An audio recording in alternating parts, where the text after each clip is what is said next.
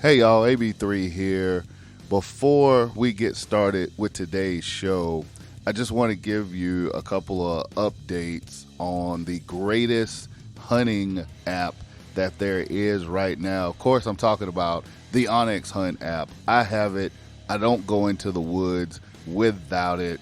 Onyx Hunt, man, that application saved me so many times. I want to tell you about the wind and weather. We all know that plays a big part in what we do, how we decide to hunt, where we decide to hunt. And when you have the Onyx Hunt application, you can see hour by hour forecasts for wind speed and direction. Check it out for the next 8 days, any spot that you hunt on your map up to the next 8 days. That means you can plan ahead, kind of like how they said in the AT movie, plan ahead, amigo. You can do that when you got the Onyx Hunt app. Weather updates coming from 100,000 weather stations, refreshed every 15 minutes. Large, intuitive visuals make it easier for hunters to identify weather patterns, make those in-moment decisions, switch it up, kill those big deer, kill those big elk, get after those ducks and geese, making quick on-the-spot decisions, man, to help you be successful. Trim tracks, man. If you got the trim tracks, you can easily get to and from your stand. Sometimes you forget to turn your trim tracker off. Now with the trim tracks, you can trim those extra steps, get it down to a precise, direct route in and out of your hunt area. Onyx Hunt, know where you stand. Make sure if you don't have it for your Android or your iPhone, it is available. You can also use it on your browser. Web maps are available. Whatever you choose to use, just make sure you're using Onyx Hunt.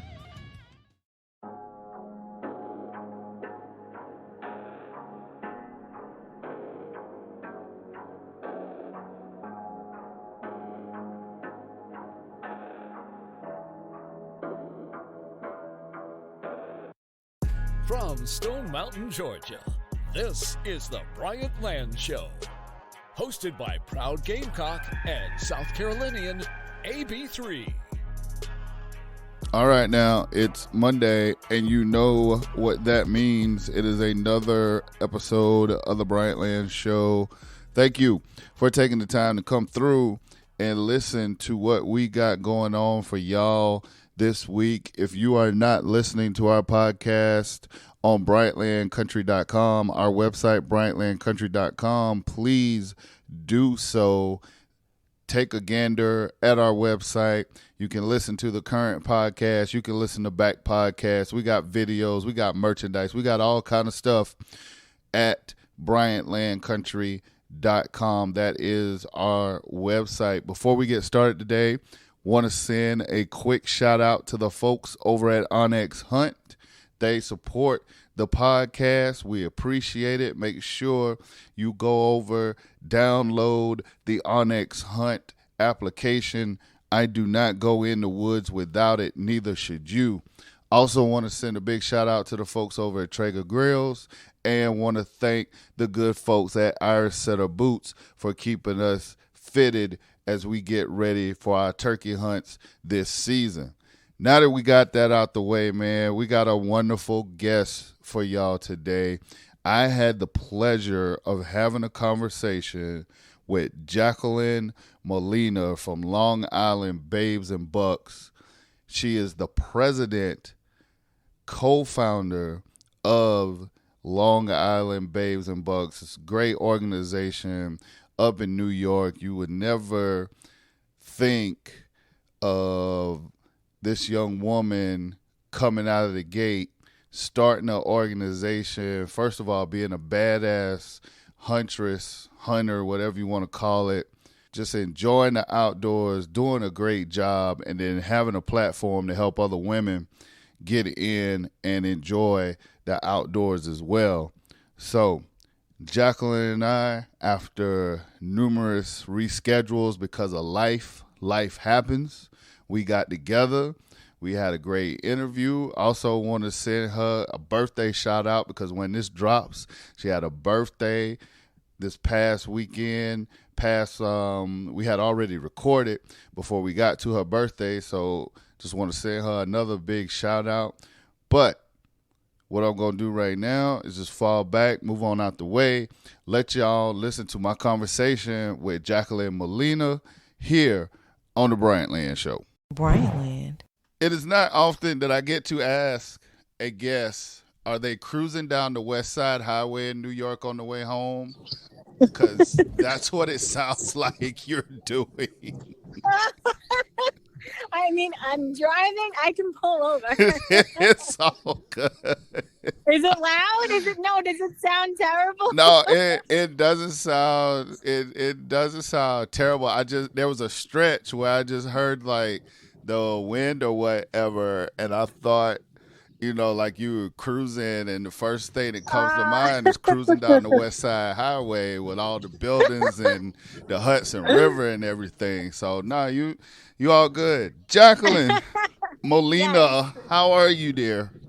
I'm good. How are you? Thanks for having me. Oh, you are so welcome. I'm glad we finally were able to get together. We had to jump through a couple of hoops or whatnot, but we are here Yes. and now. That's it. And I want to know all about the little Spice Girl that started Long Island Babes and Bucks. How in the world, in Long Island, New York City, did a young lady like you get into hunting and fishing and waterfowling and all that stuff that stereotypically is reserved for folks that maybe down south or grew up in a different way or whatever, but you right there in the concrete jungle, quote unquote, in Long Island. What's your hunting background? How'd you get started? Like, who introduced you to all this? So I am what you would call an adult onset hunter. Welcome to the club. Welcome to the club. Yes, welcome.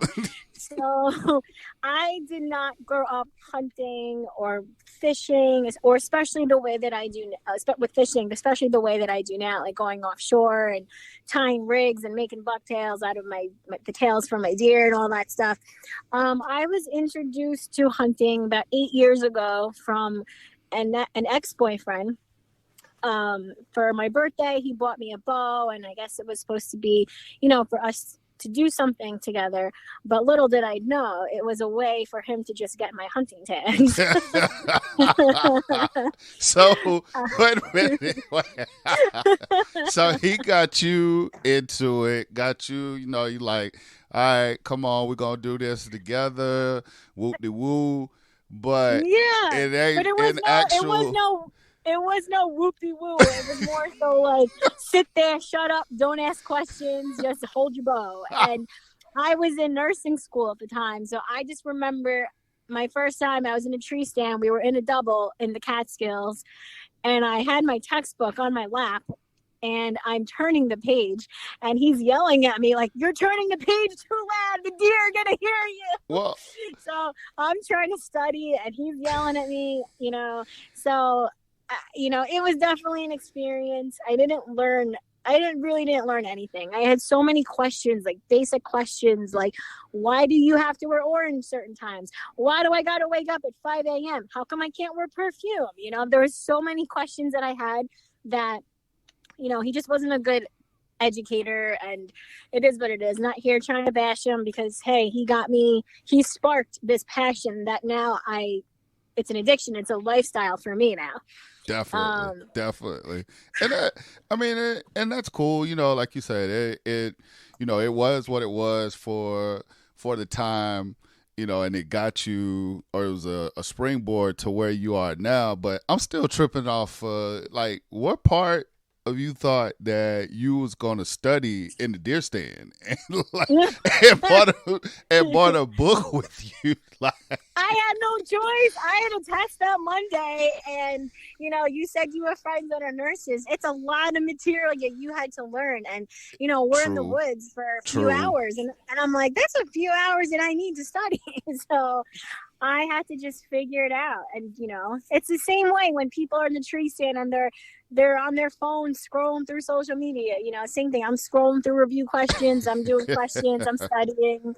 So it's not that much different. That's I can go along with that. The page turning thing is kind of funny though, because as you know, like when you're in the woods, especially when you're deep in the woods, like any little sound, especially when the woods is quiet, it seems like it's amplified by like 10.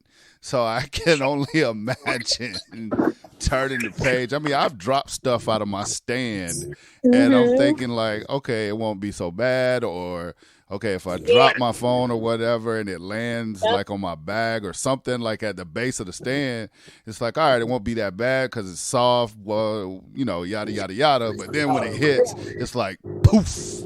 And you can hear it reverberate through the woods. So I totally get that. So. Or have you ever tried to hold in a sneeze? Like, come on. Oh, my God. And look, turkey season right around the corner down here. And the pollen, like this weekend, it was, high 60s, low 70s, sun shining, stuff blooming, and I'm already walking around sneezing, throat scratching and stuff. Thankfully, it rained today, so hopefully that'll curtail it some. But yeah, that was the only thing that I could think about, is just sitting on the ground or in the blind sneezing, trying to hunt turkeys and hearing and having it being heard like a mile and a half away, it seems like. So I'm with you on that.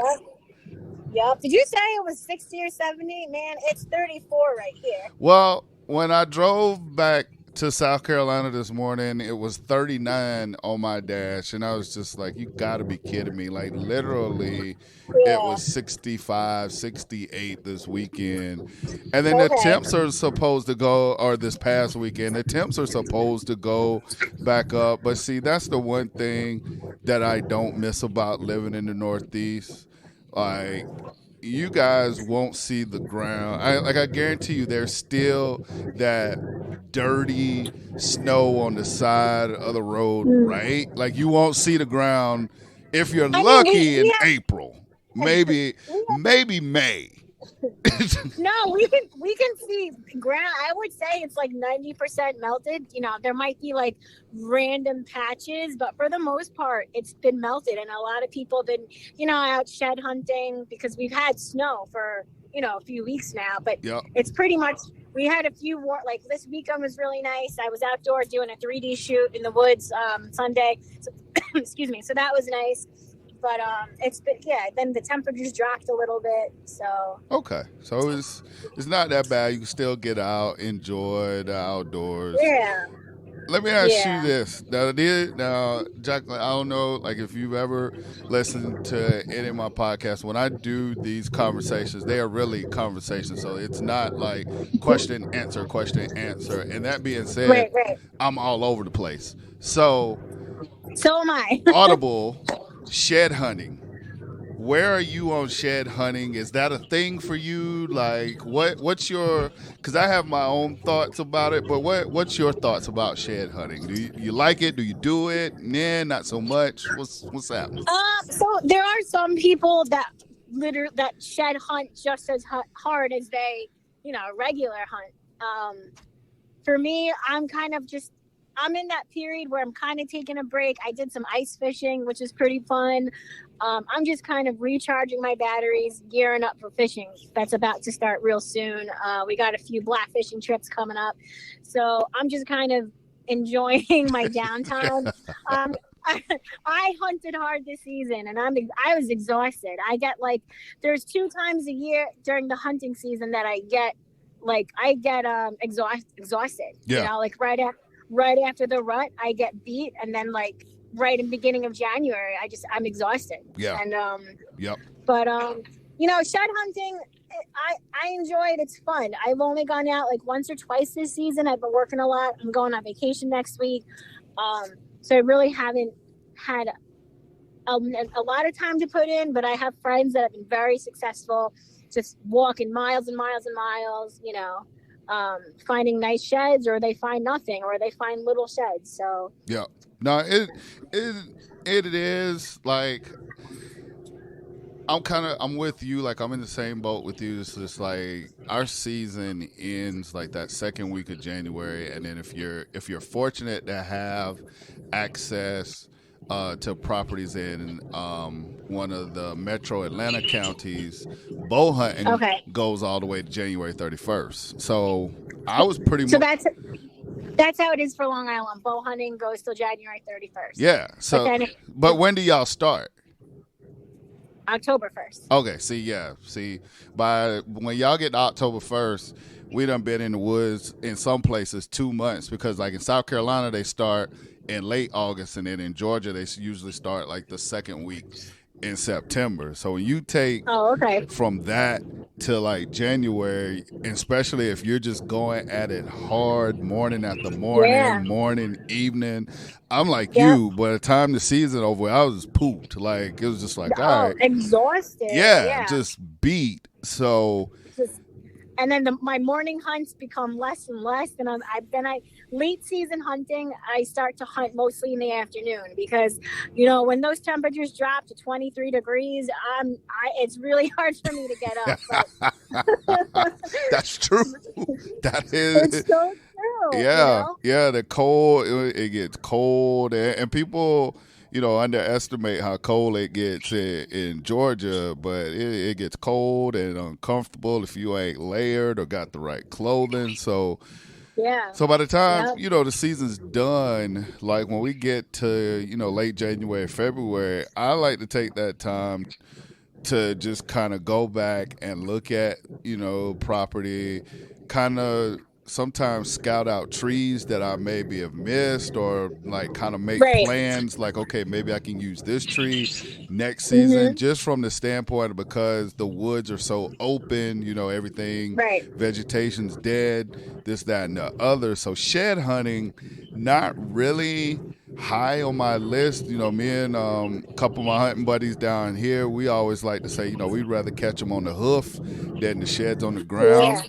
But by the same token, nothing against folks that are shed hunting, but it's just like once you're finished the season, you're so beat, you're so tired, and then before you know it, at least for us here, down here, spring turkey season is in March. Like I don't know where the quote unquote off season from deer season to turkey season went, because opening day of regular turkey season is this weekend, and it's just like, dang. Oh wow. We just got out of the deer stand good, and now it's, no complaints. It's back in the woods, but it's just like, golly, man, where'd the time go? I know, you need a minute.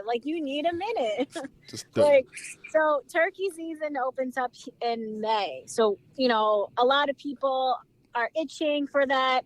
I'm more focused on fishing. Like I have a spot upstate New York that I do turkey hunt. I'm excited to go up there this year, but I'm more excited for fishing, because I went on one fishing trip for I think black sea bass or blackfish in the September, I think it was, and then that was really my last time I really fished. I wanted to get out for cod, but I was just very focused on hunting. For me as a hunter, it's really hard to stop and I'm very focused on deer.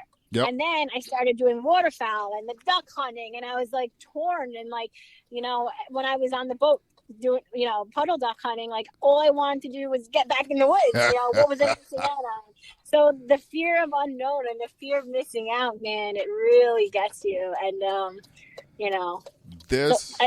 in the same boat as you. Shed hunting is not on the top of my list, but I know a lot of people that enjoy it and that are very successful in it.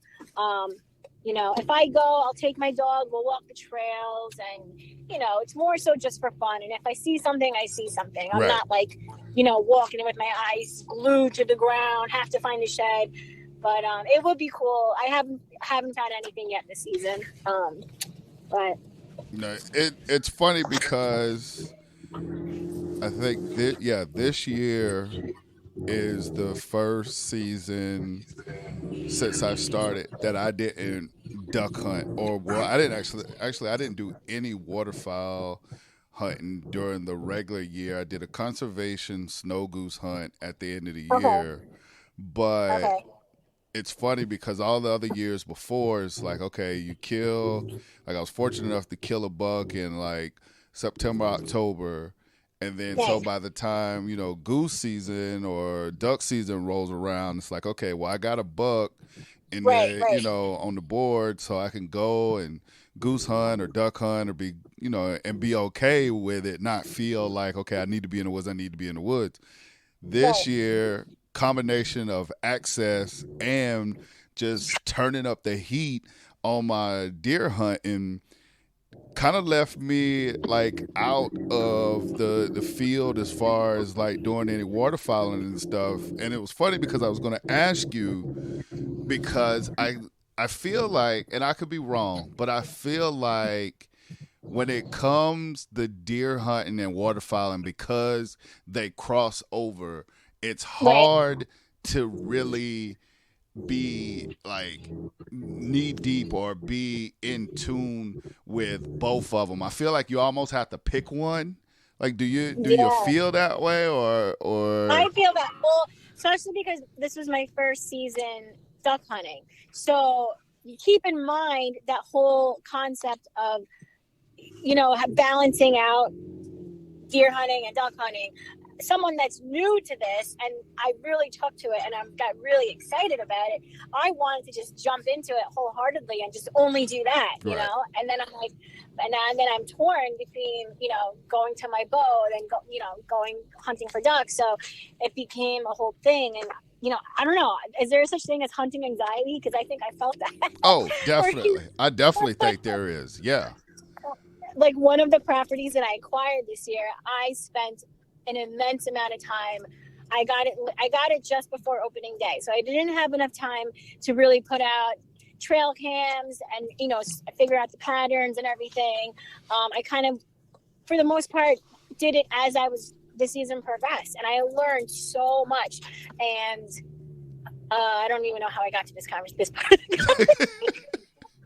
What are we talking about? Oh, okay. So I wanted to invest so much energy and time into this particular property and really like figure it out and study and learn it, know their patterns, where they eating, where they bedding down. And it was so exciting. And it was like Christmas every time I stepped on this property because I really didn't know what was going to happen, Right. And then, what they do in the early season is kind of what they do in the late season, so it's fun to see that and fun to learn that. So it was just a lot of fun. So for me, particularly once I was introduced to duck hunting, I really enjoyed it, but I was also just stressed out because this was my first season on this one property. And I wanted to see what it's like for early, middle, and late season. What's it like during the rut? I was really just trying to spend a lot of time there. So it was hard to balance it. So yeah, hunting anxiety is a real thing.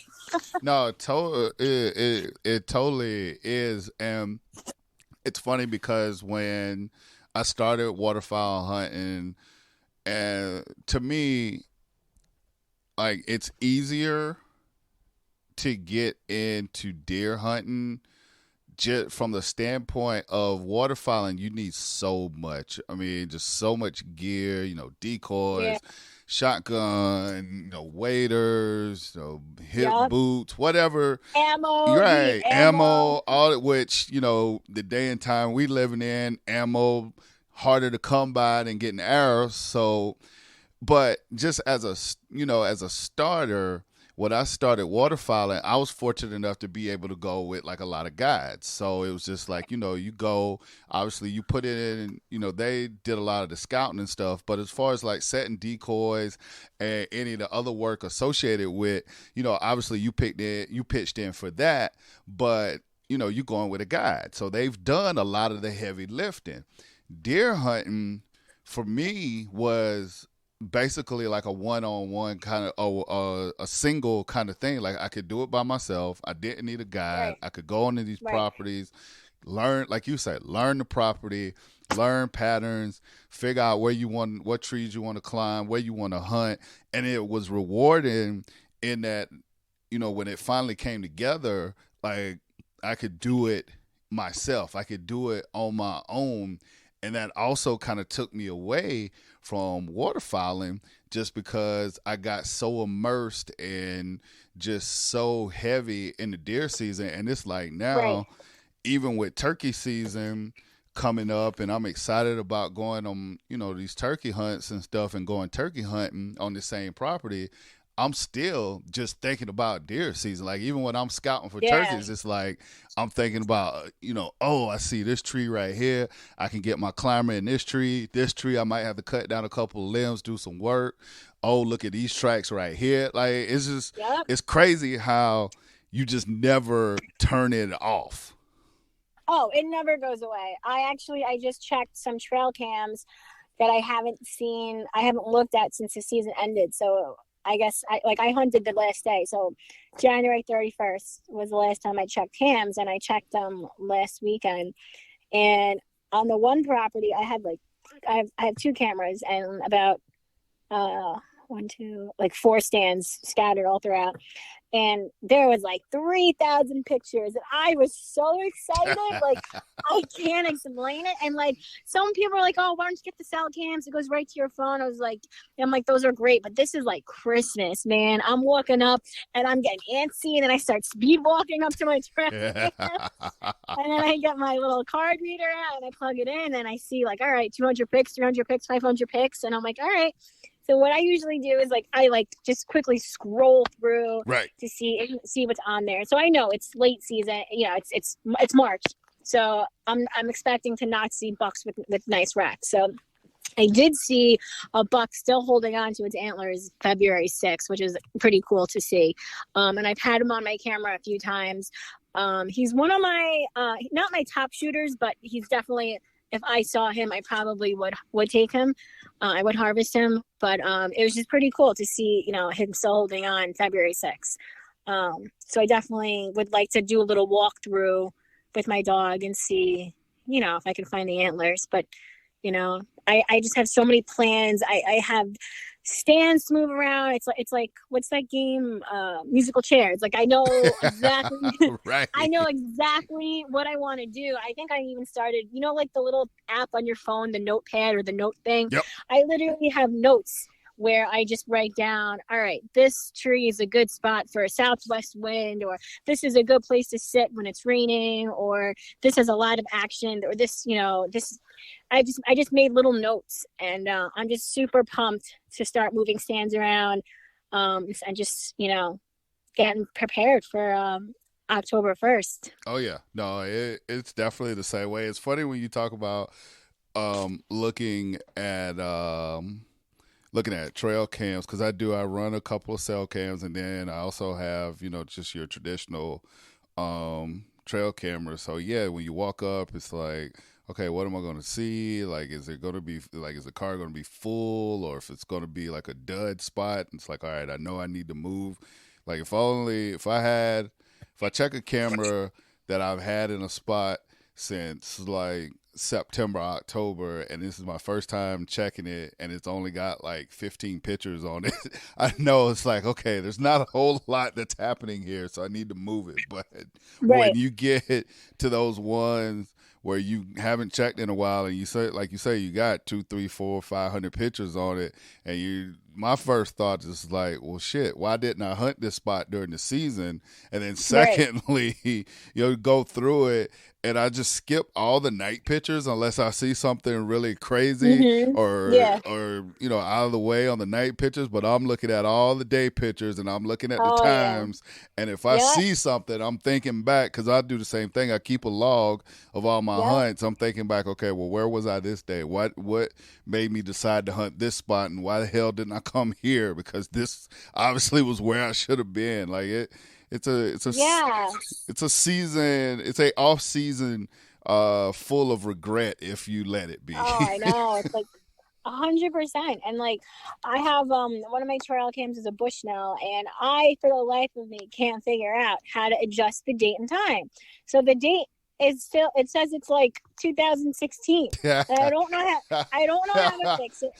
It's so frustrating because I can't even, and the time is wrong. So I can only go by how it looks. Like, all right, it looks sunny, so it's got to be during the Oh day. my God. So You I know I gotta like figure that out or put a different camera I there. was about to But say you should like just go to like Google it and see if they got like a if they got the manual or whatever I on know, online or whatever. But that's fine.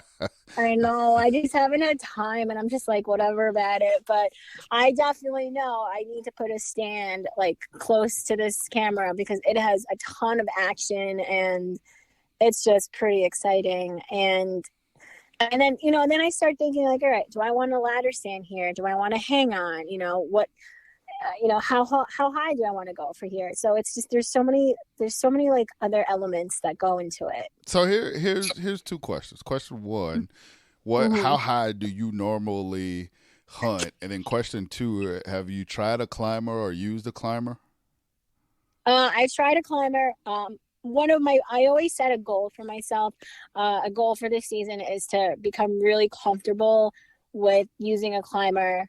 Um, That way, if I wanted to hunt a friend's property or try something on public land, um, it's just, I mean, if you use a climber, you know that there's so much that Oh yeah. goes into it, especially if you're hunting in the morning. Yep. And then, the temperatures play a factor and all your items you're carrying. And if you have snacks, it's a whole thing. Yep. So it's like, and then the weather too, if it's raining, if it's snowing. So that's something that I would like to accomplish, is getting better and more confident at using a climber. Um, right now, I use climbing sticks and a hang on.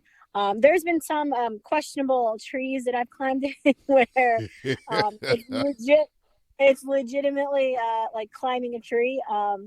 One of my best friends and my hunting mentor, Rich, I hunted one of his spots a few years ago, and it was like, that game where it's like red foot on red or right foot on blue. Right. That's what I felt it was like. He was like, all right, Jack, you're going to put your right foot above your shoulder. And I was like, what? Like, it was wild. But I got in there, and the coverage, the natural coverage you have, Yeah. But to answer your questions, I don't know. I had like one stand, and because it was like on sale, I think it was actually, no, I bought a double stand, and I think it's like 12 feet or 16 feet. Because I thought a double would be really cool to have, like if I wanted to take someone hunting. I mentored a girl this season. I brought her hunting. So that double I think is like 12 or 16 feet. And then I think anything else is anywhere from like 20 and 24. I don't really go that much higher. But like if you took me hunting and you said, all right, go sit here, I would just go. I would do it, Right. No. But I have friends that are like 30 feet up. Oh They're my like God. way up. Yeah, my Yeah. friend Rich, he's up there, man. But you got to get that coverage. So The high, I call them the high fiving God crowd. yeah, That go like 30, 35. Like I've talked to some guys that go 40, 45, and I just like, yeah. God love I them. mean, Whatever you yeah, like, if it works for yeah. you, it works for you. It's so funny because my first year using a climber, I have a picture of a deer that I killed, a doe that I killed. And man, I remember climbing up that morning and thinking, oh my God, I got to be at least 18, 20 feet off the ground. Like, okay, this is better. Because I'm Right. not afraid of heights per se, but I just don't have the dire need to go above like 20 feet. So But how high do you wait? Is this just with the climber with or the with like a climber, ladder? yeah. Okay. Yeah, like when I was hanging stands, I would probably get between probably like 15, 18 feet. I think I had one stand that might have been 20, like with the whole sticks and the hang-ons and stuff.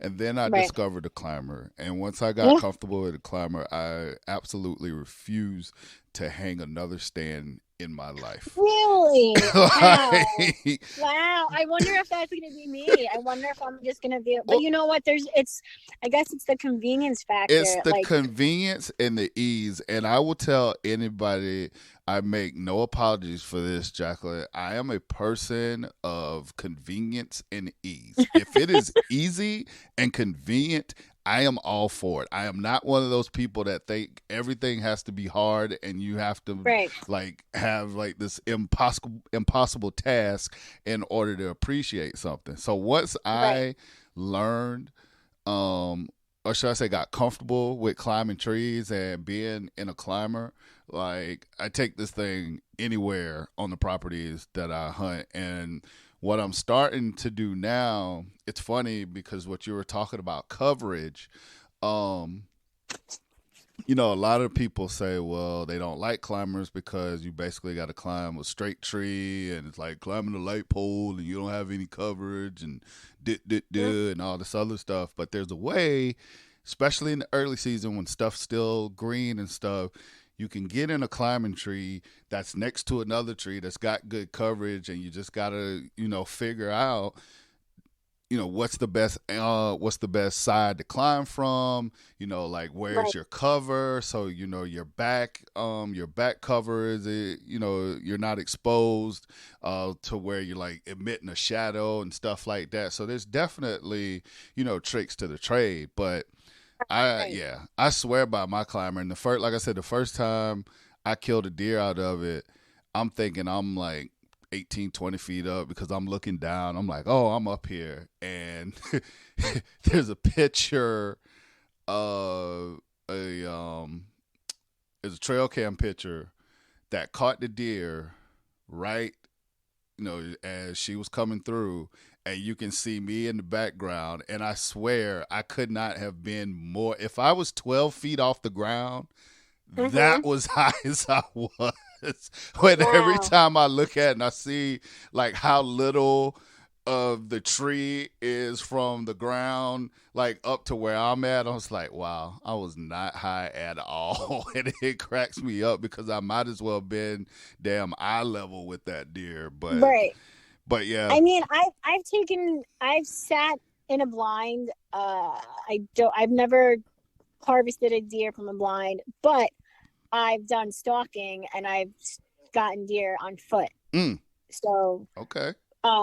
Wait, you have to look at your Instagram. I just DM'd you a picture of so you can get an idea of one of the trees I've hunted in, where that was legitimately where I'm climbing the tree, and then you could zoom in. We'll see if you can find me, first of all. And then there's a another hang on above my head, even higher than where I am. Let me see here. Let me take a gander. Oh, my Lord. Okay. Do you see me? Did you zoom in? I'm zooming in. I see the big ass cedar, looks like a cedar tree. Okay, yep. I see you tucked away in there. Like right above where it starts to open up, you know? And that was in New York? That's in Long Island, yes. Oh, wow. And you see the hang on that's even above my head? Do you see it? Yes. Now, so wait a minute. So there's a hang on above you and then the stand that you're in. That's a hang-on that I'm in, too. There's two hang-ons facing. One faces kind of behind the tree, and then the hang-on that I'm in faces the front of the field. Wow. Yeah. Wow. That's me. You might think, Bo. That's a hellified cover, though. I'll give you that. Did you kill one out of that tree? No, it was out of range. It was like 60 yards. It was too far, but, you know, they were there. Man, that's amazing. Yeah. So you want to talk about coverage? Yeah, no, you're covered. You don't. If you get picked off, if your movement gets picked off, then you know that deer just deserves it because you are covered. Like literally, you are ambush ready in that spot. So let me ask you. Let's circle back. Talk to me about the shanty and ice fishing, because I lived in Wisconsin, Milwaukee to be exact, for about 4 years, Oh, and loved it because the one thing when I lived in the Northeast, I wasn't into hunting yet. I was still just a misplaced Southern kid that was just happy to be working and chasing his dreams and yada yada yada and all that stuff. When I went to Wisconsin, I was actually had just started bow hunting. That's where I went on like my goose hunting trips and all that other stuff. So I absolutely loved living in the Midwest. Took road trips to go hunt, blah, blah, blah. Never went ice fishing. Worked with a bunch of people that were all okay. about the ice fishing and the shanty and being on the lake and beers in the ice water and pulling out fish and the whole nine. I could not get past sitting on the lake of frozen ice. Tell me about ice fishing. What drew you to that, and Okay. what keeps you coming back? Well, let me preface that this was my first time going, and it was a lot of fun. So my friends Kate and Matt had a spot.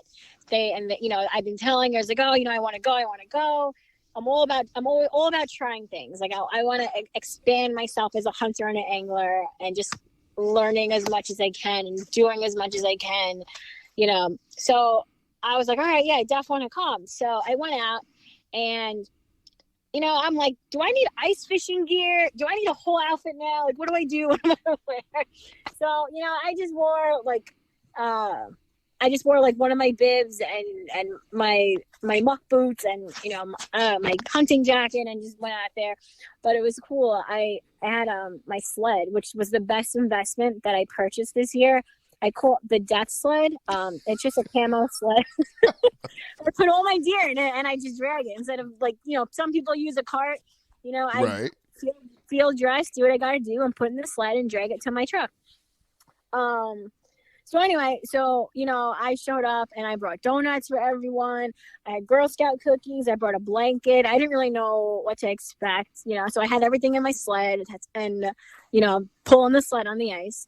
So I was at their house the weekend before, and they were showing me, Matt was really showing me and teaching me like how you test the ice, to make sure that it's good. It was my first time. I don't remember the proper terminology for that tool that you drill basically a hole. And so he was showing me how to do that. So then when I went out there that day, we went out there, it was cold and the ice was frozen. That really didn't scare me. I don't know.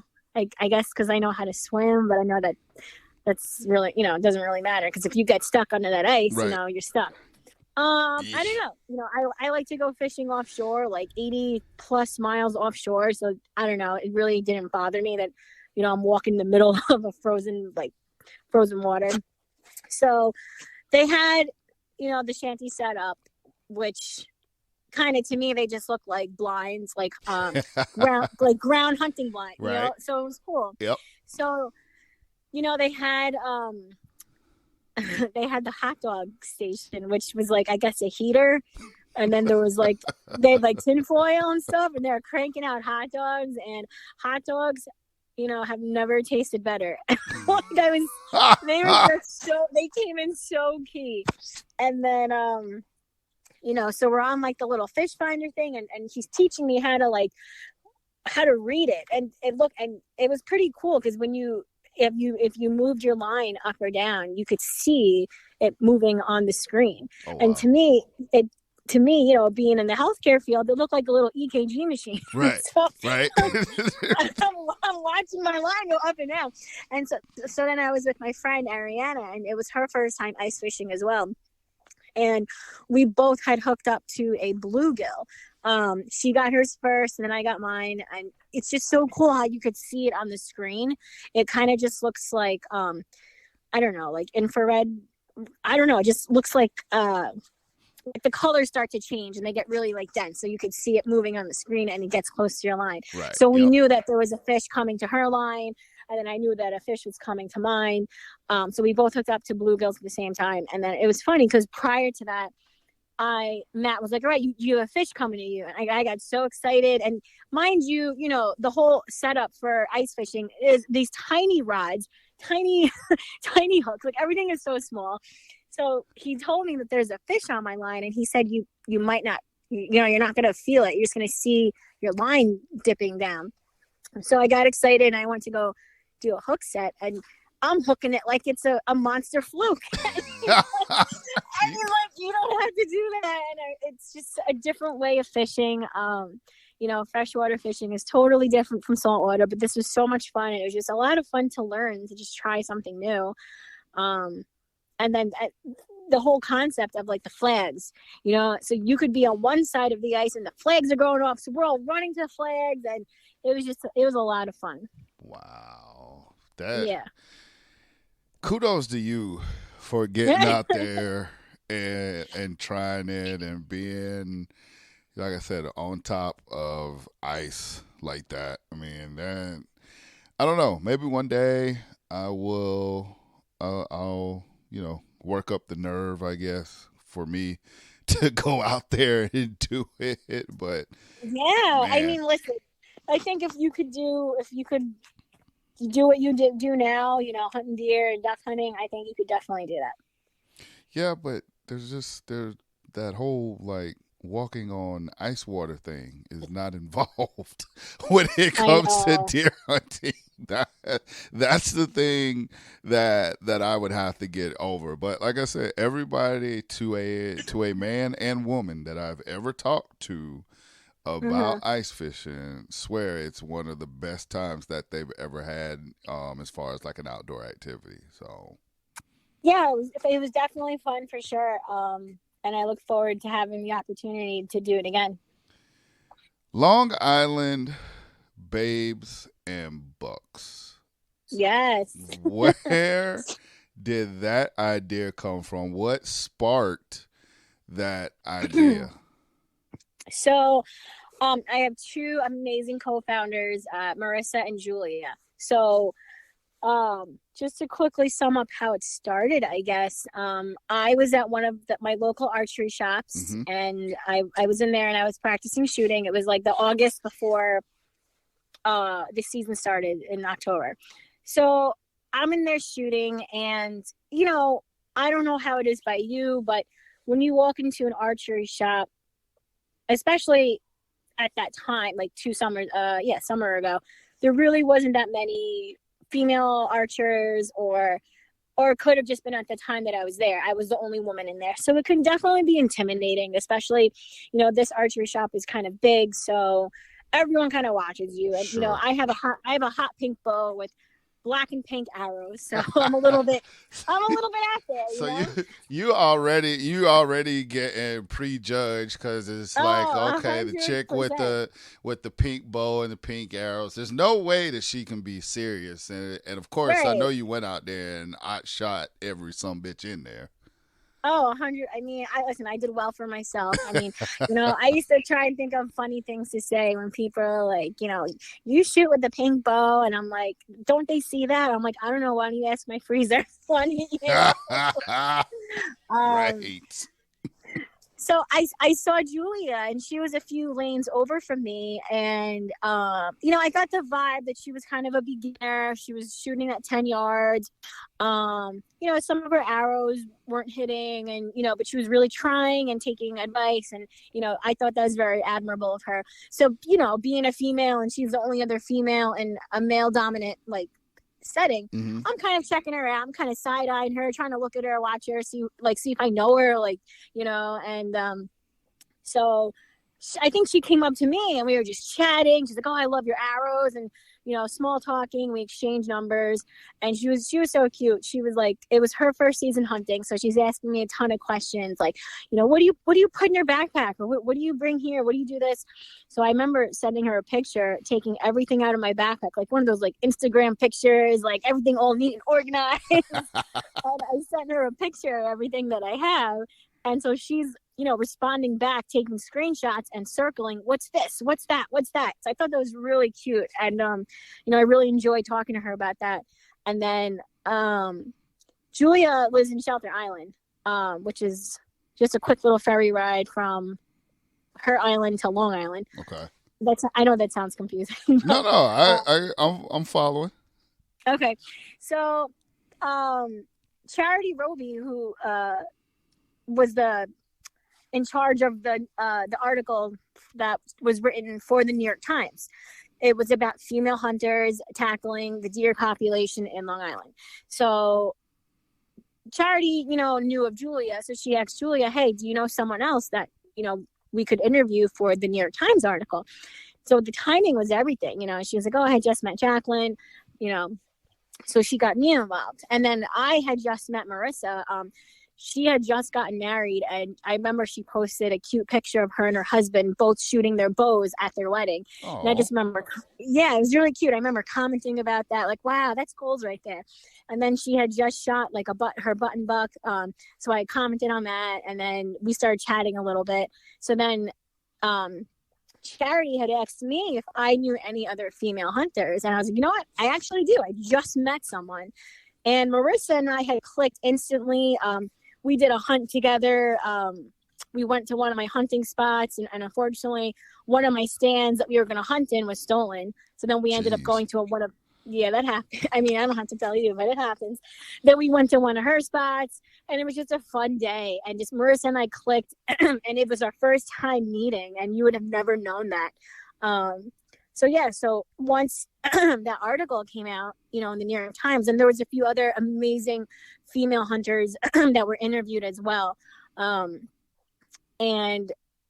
I don't know, we just kind of felt like, we needed to do something with what was going to happen after this article came out. And we didn't really know what was going to happen, but I was like, all right, this is cool. Like, there's other females like us in Long Island that we just didn't know. I didn't have any other female friends that hunted before this group.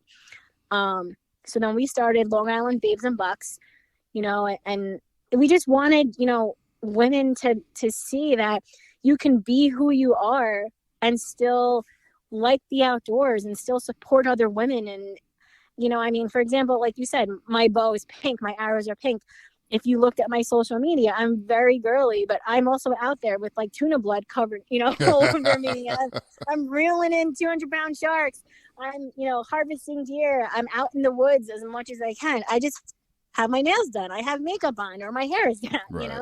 That's who I am. And we just wanted to show women that it's okay to be who you are, whatever that looks like for you. Be who you are and be proud of it. And just bringing the female hunting and fishing community together.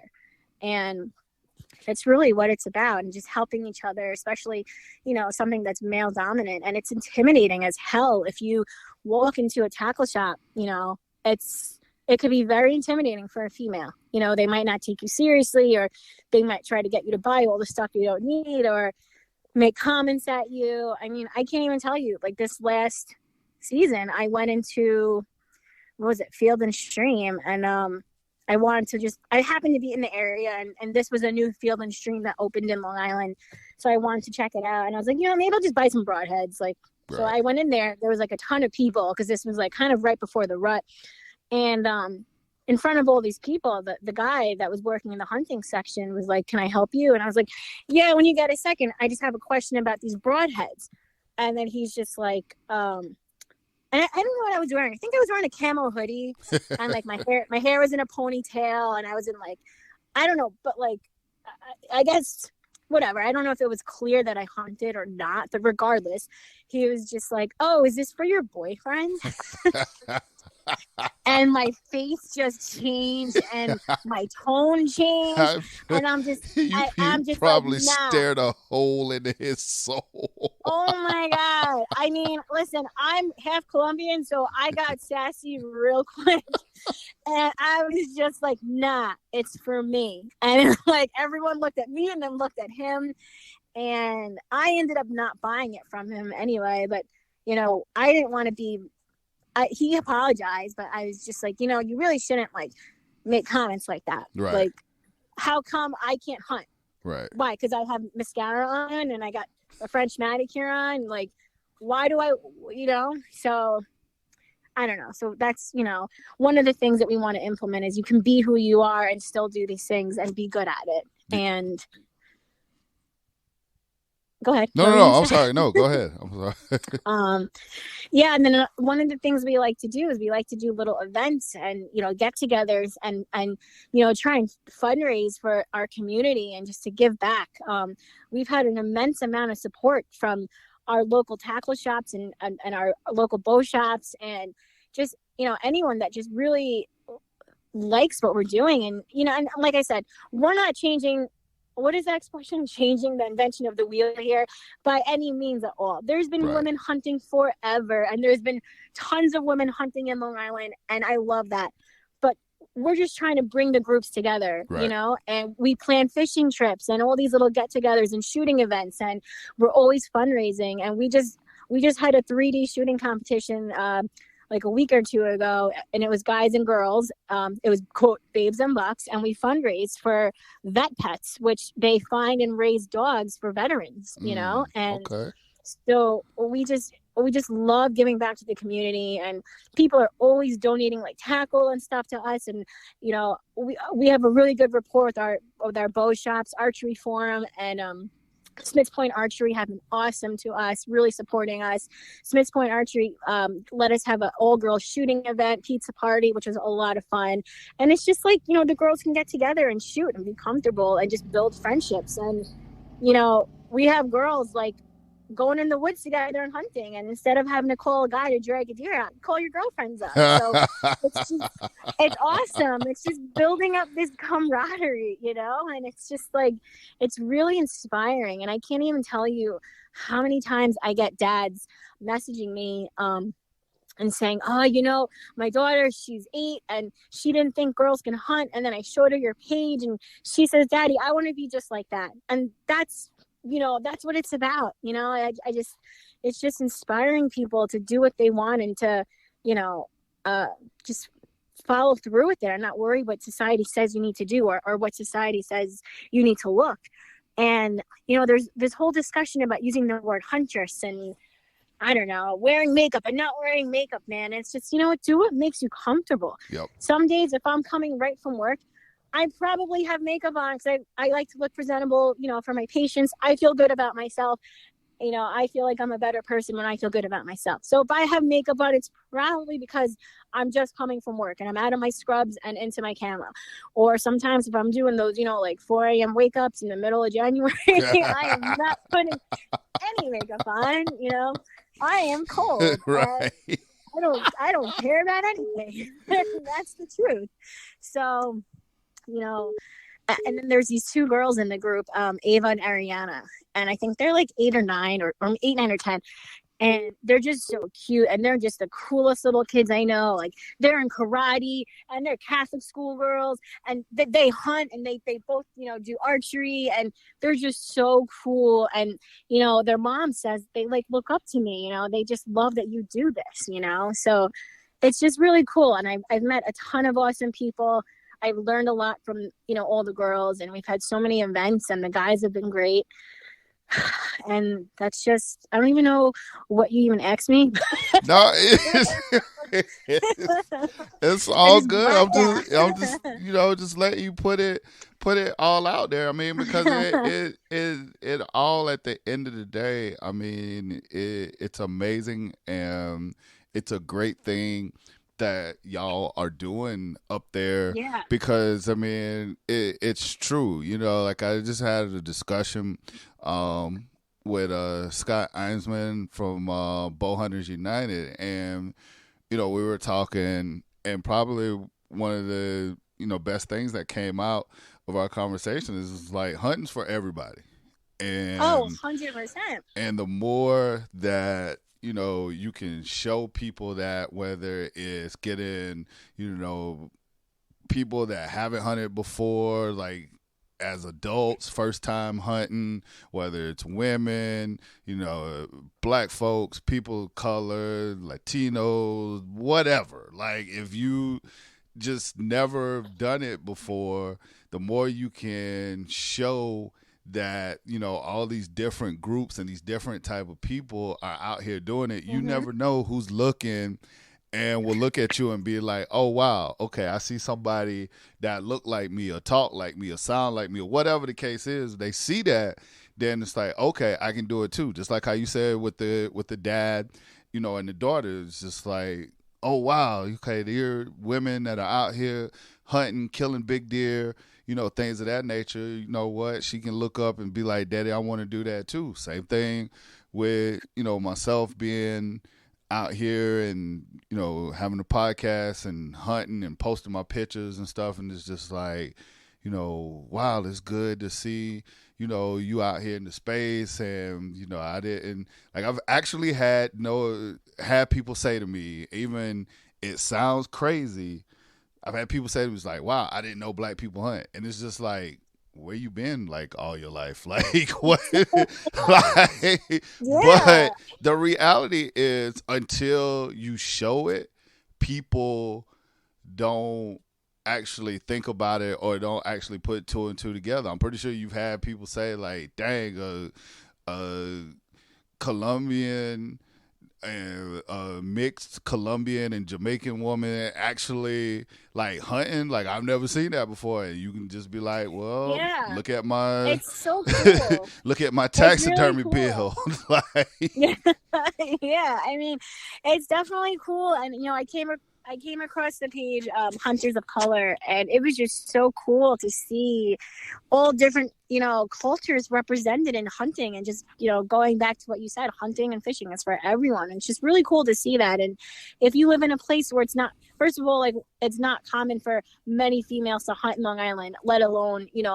the different cultural backgrounds that we have. Like my girl Jasmine, she's Hispanic and she's out there hunting, and I love that. And it's just like you said, unless you see it, you might not know that people of different cultural backgrounds are doing this, and then even like I have a friend, Eden, that lives in Queens, and he's out there hunting so hard. And Cliff, and he's in Queens and he's doing his thing, he's hunting. And it's just like, it's just really refreshing to see that. And again, going back to when you asked me, like, how you started Babes and Bucks and why and everything. And it's just, it's just, on a Friday night, I could be with my hoop earrings out, my nails, my hair. And then Saturday, 7 a.m., 6 a.m., I'm in the tree stand, right. And that's who I am. And, it's just really, I feel so comfortable in the woods, on the water.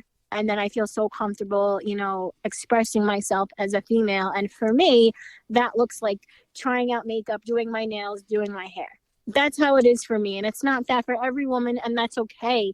And if you looked at Long Island Babes and Bucks Instagram page, the different women we represent and the different women we post, and the different kids that we post, it's just really amazing to see the diversity. Yep. It is. It truly is, especially when you can look on one post and all of y'all got your hair down, looking cute, drinking wine, and then the next post, everybody is showing off their taxidermy pieces. Like, that's just, I mean, that's life. Like, and it's being true to yourselves and putting, how you living out there, like I said, for others to consume it, and continuing to be authentic and being your authentic selves. And it's just like, hey, if we can influence a couple of people, or people see, like, okay, yeah, you can do this too, then that's great. But at the end of the day, we still being authentic to who you are. 100%, and that's it. And it can be, I don't know if you're any in like hunting groups on social media, like on Facebook or anything, but man, those groups,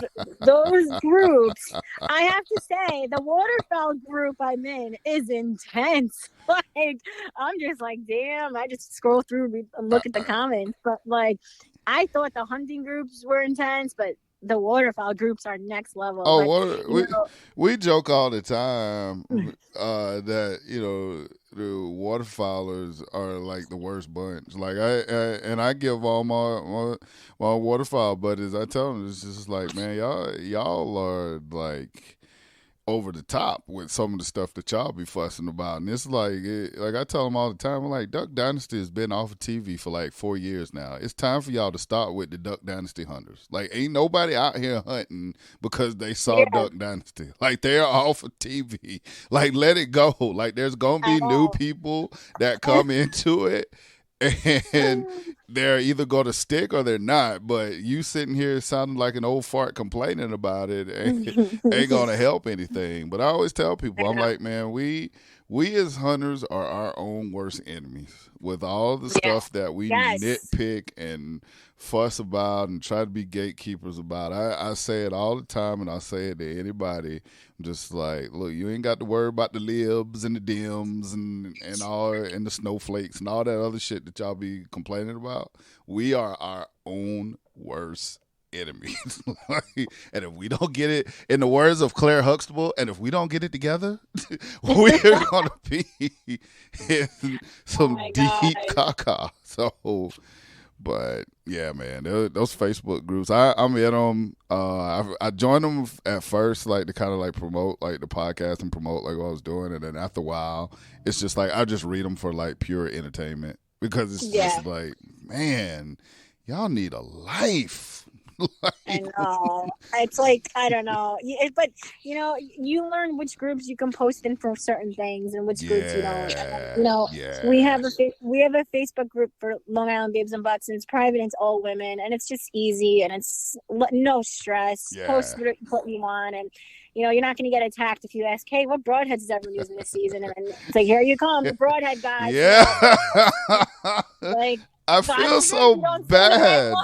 I feel so bad for those people that ask like legit questions because they just get killed in those groups. They get annihilated. Between the know-it-alls and the, well, that's what Google's for types. It's like, or we've talked about this before, simple search in the search thread and blah, blah, blah.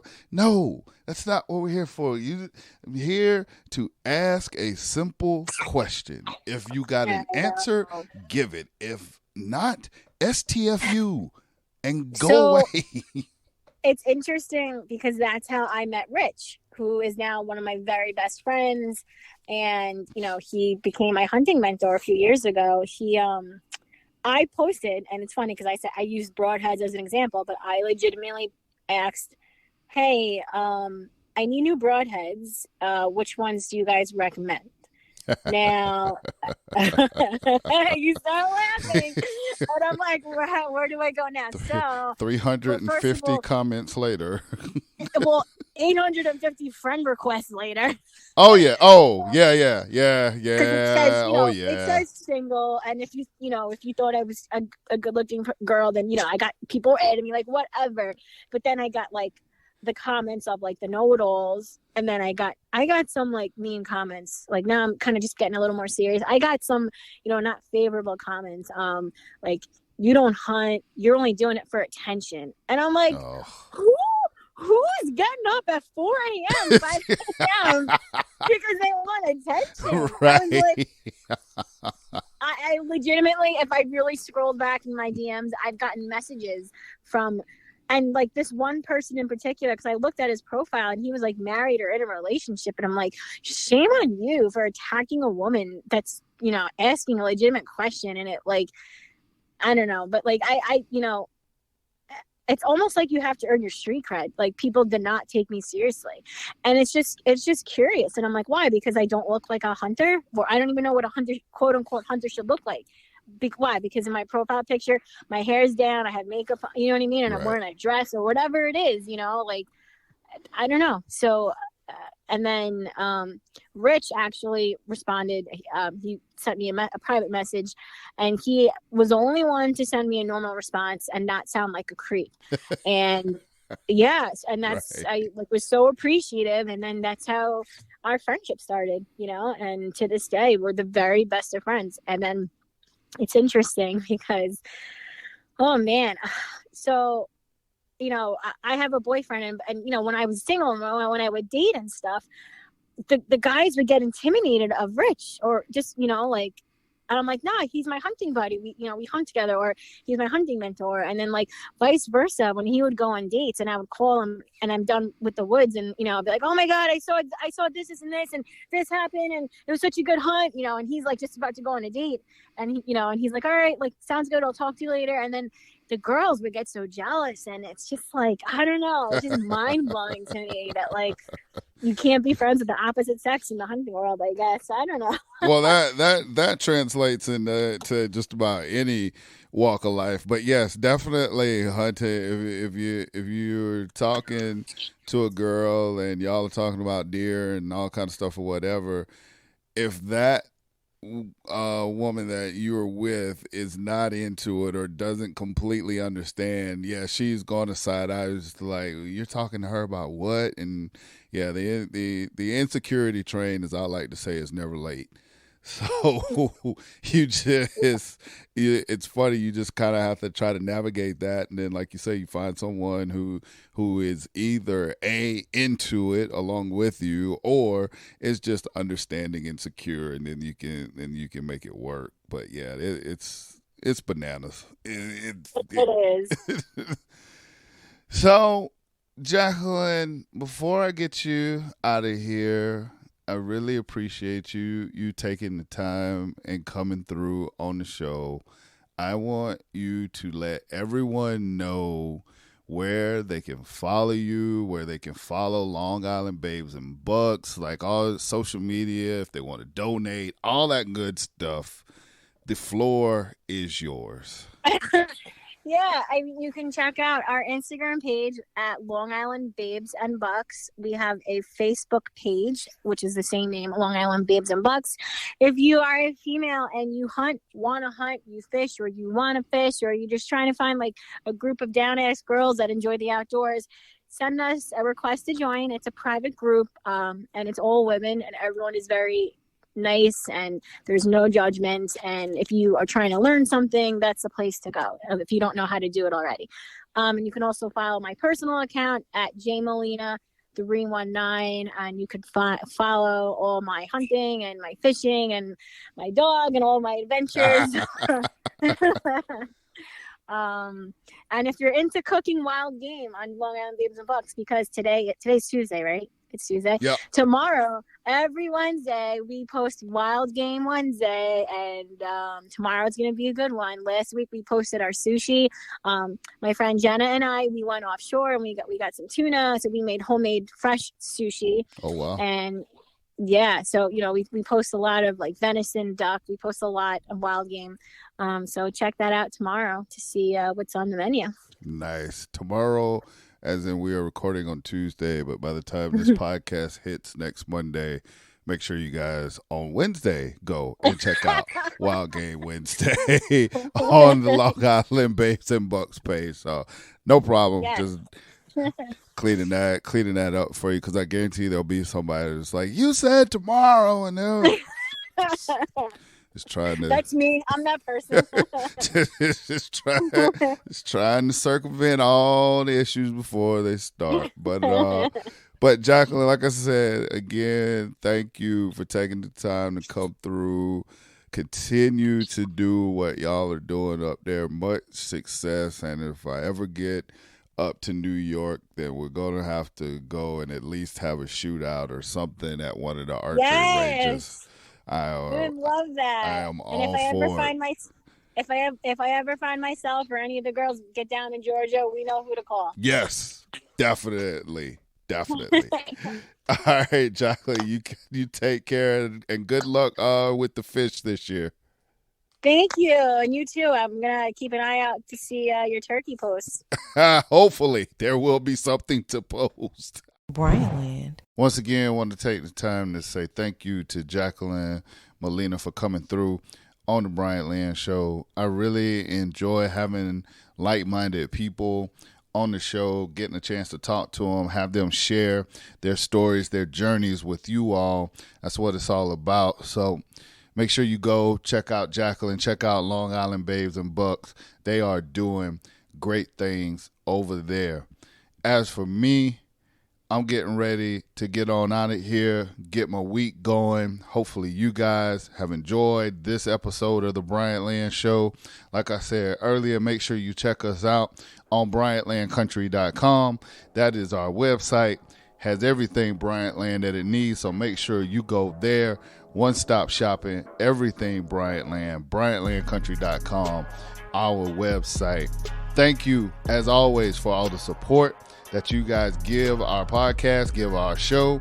Have a great week, and make sure you come back here next week for another episode of the Bryant Land Show.